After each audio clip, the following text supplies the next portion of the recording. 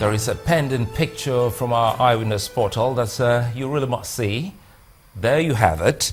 That's from Warri Asaba Highway, showing a vehicle after an accident. Our eyewitness reporter says drivers should exercise more caution whenever they are behind the wheels. We should take all the pictures when they come in, shouldn't we? Now, 2 petrol stations have been shut down by the Department of Petroleum Resources, Lokoja, for operating without licenses. The controller, Amos Jokodola, who closed the stations, also warned other petrol station owners in the state to stop selling petrol above the government-regulated price or have their stations sealed. Getting petrol in Lokoja, the Kogi state capital, is a major challenge.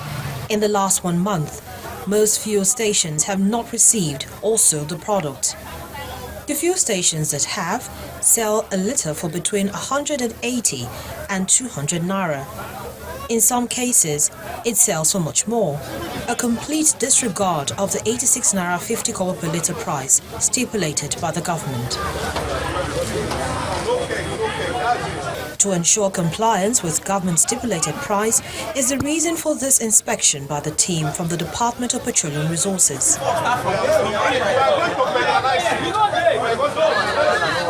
AG NASA Nigeria Limited was their first port of call. Here, petrol is sold for 180 naira per litre, and in some other cases, it's alleged the pump had been adjusted. The DPR controller intervenes, seals off one of the pumps, while the other was adjusted to the official price. This very one is above half, and for us to fill it so that to continue with our journey, do you know what we saw? Just to fill the car, we paid 10,000 naira just to fill the car with half a bond and half. How many liters? It's 54 liters. MSS Budan petrol station was their next stop. The pump prominently displays 86 naira 50 kobo per litre, but customers are compelled to pay more. Before it's 180 naira. The team were also at the NNPC mega station. Cars and generators formed long queues, but the system adopted by the station ensured all tanks get the product. The DPR controller wants fuel station owners to adhere to government price and promised that his team will continue to monitor them. We monitor them regularly. We don't allow them to sell above the pump price. The pump price is 86.5 per litre for PMS. The situation is improving every day. We got over 10 trucks yesterday. We're expecting more consignment trucks, fuel, by the weekend because DPR will work on Friday, Saturday and Sunday. Earlier, 2 petrol stations were closed by the DPR for operating without legal licenses. Yet another agency is at work. This time it's the National Drug Law Enforcement Agency, which has warned Nigerians to scrutinize history of rented apartments as well as storage materials before patronage. The agency officials said this following the recent increase in the production of methamphetamine, which they say has health risk to second-hand users. Our correspondent Ine Thompson reports.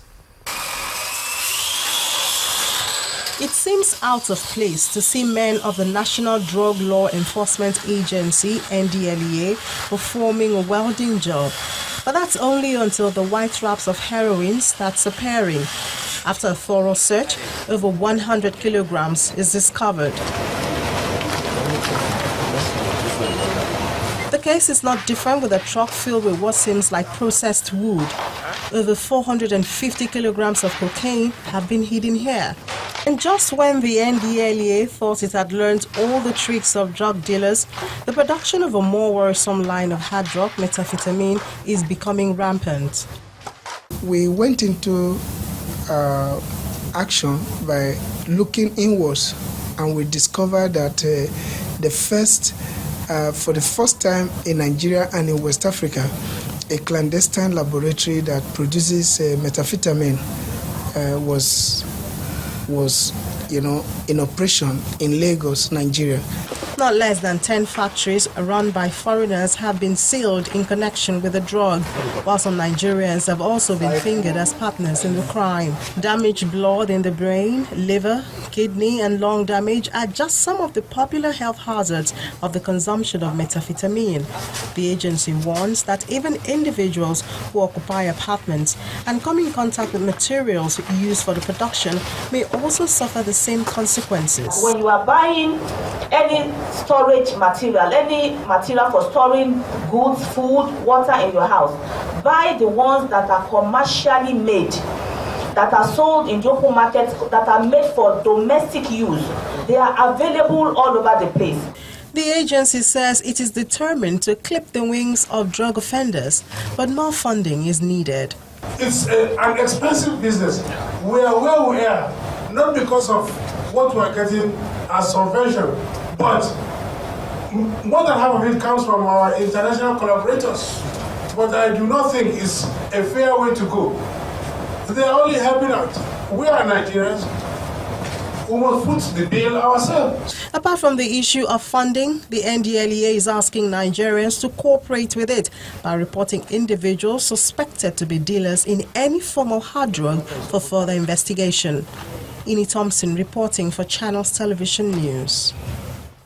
The just concluded Made in Kaduna State Economic and Investment Summit may have started yielding some positive results already. The state government has performed the groundbreaking ceremony for the construction of what is expected to be the largest poultry factory in sub-Saharan Africa. The proposed factory is being constructed by Olams International, an agro-based company with branches in over 100 countries. Speaking at the flagging off of the factory located in Chikun local government area of the state, Governor Nasir El-Rufai described Kaduna as the gateway to northern Nigerian markets with effective land management, raw materials availability and favorable tax policies, among others.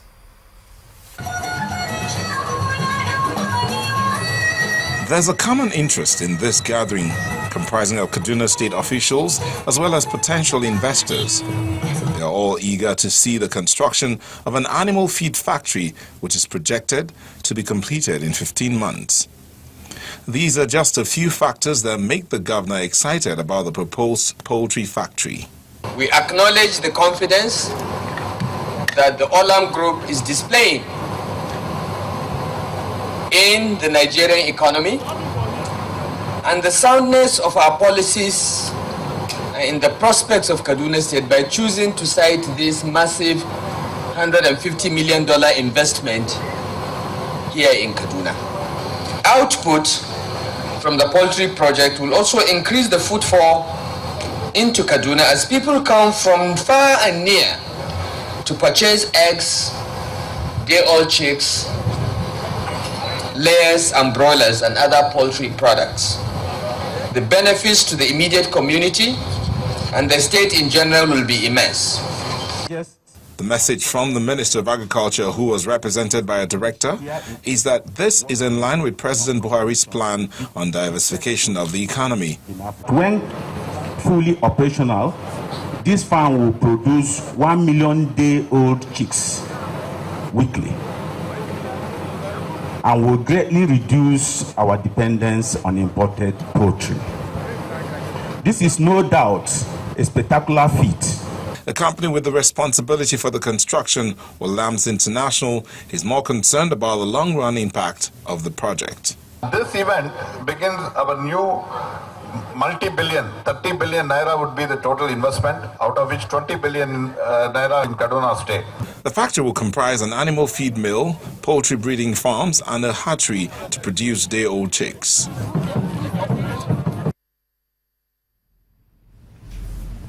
Some weeks ago, President Muhammadu Buhari says the priority of his administration is to ensure food security in Nigeria before export of food products. He also stressed that the way out of the current slump in the global oil market was for the administration to focus on agricultural development. Joining us to discuss this on the news at 10 tonight is Mr. Shegun Atu, the Southwest National Vice President Rice Farmers Association of Nigeria.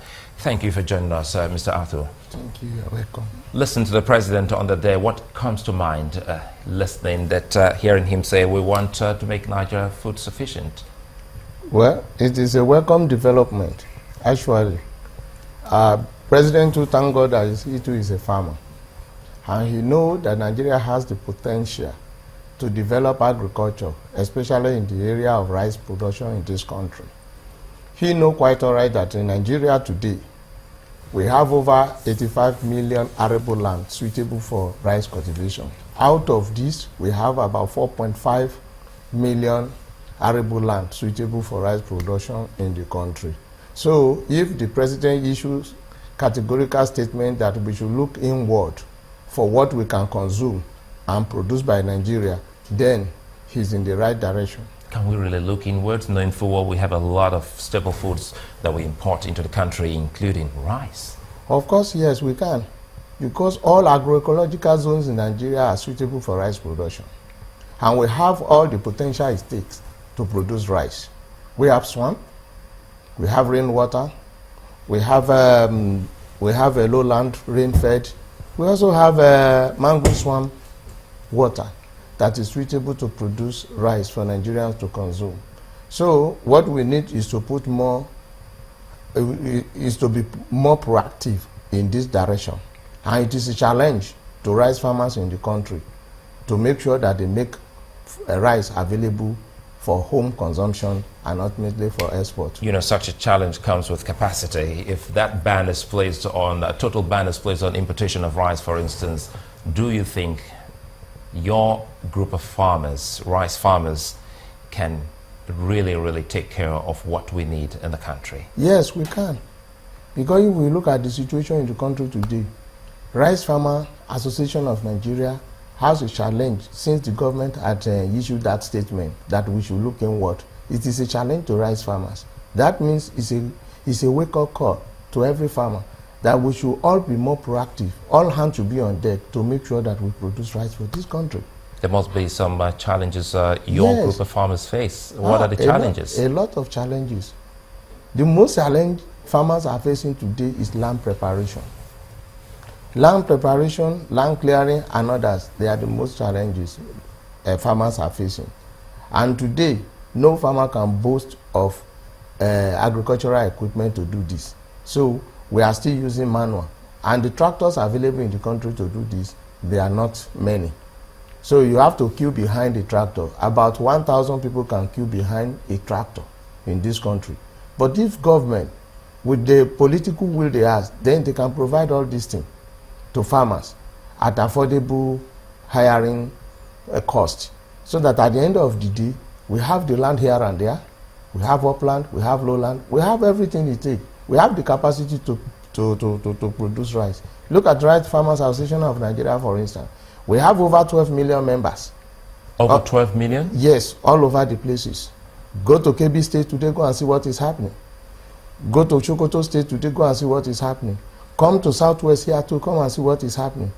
People are trying to make sure that this rice is made available, but government need to put more activeness into their distance. At least they should match action with their words. If all your needs, closing on this, if all your needs are met as rice farmers, give us a timeline of when you think will be rice sufficient in the country. Let me tell you, we have already streamlined ourselves towards that, because we have already syndicated our farmers into group, and we expected at least each farmer should produce at least, with the magnitude of members we are having in this country, at least a farmer should be able to produce 1 hectare of land. Mr. Arthur, thank you for coming on the news at 10. Thank you very much. Time for us to look at another aspect of business as we take a walk into our business studios with Anne Wilder.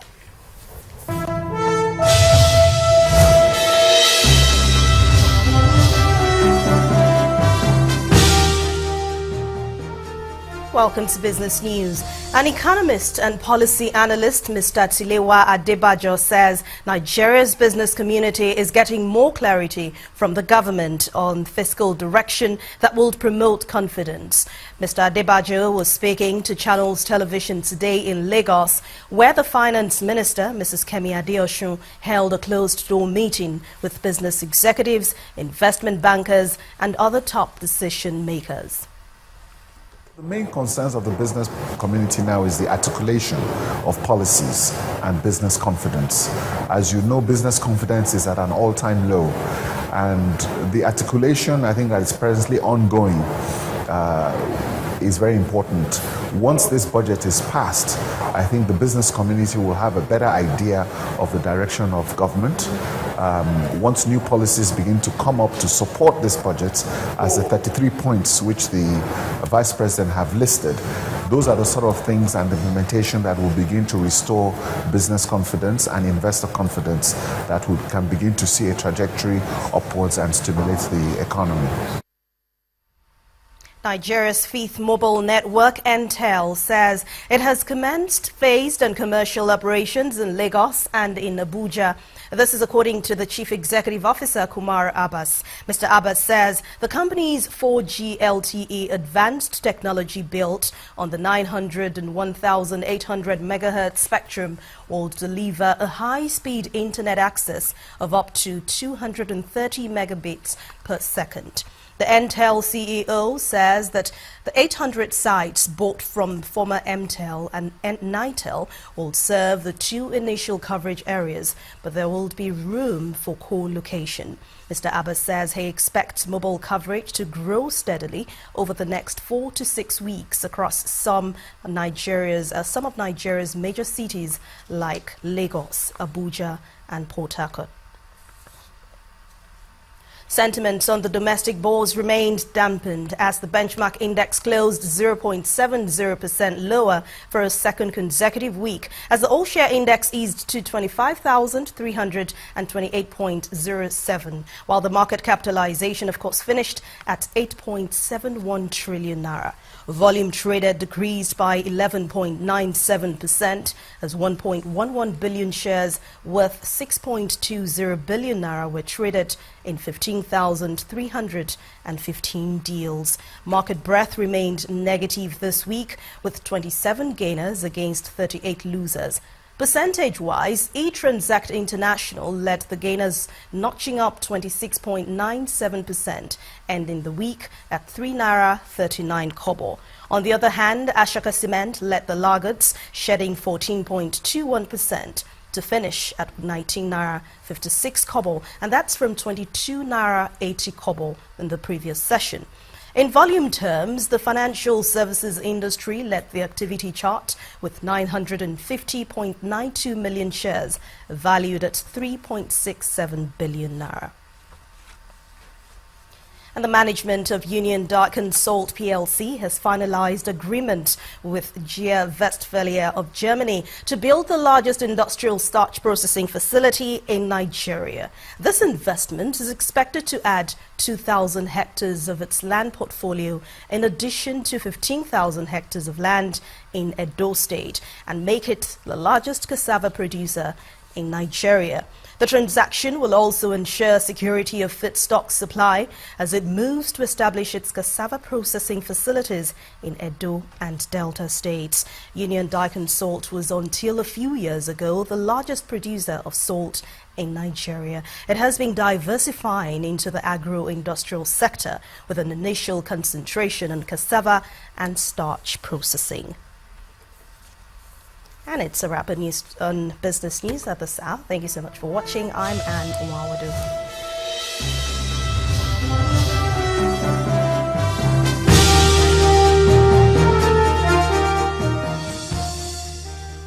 Still ahead on the news at 10, Nigeria's Super Falcons begins preparation for the crucial second leg African Women Championship qualifier against Senegal. That's in sports news.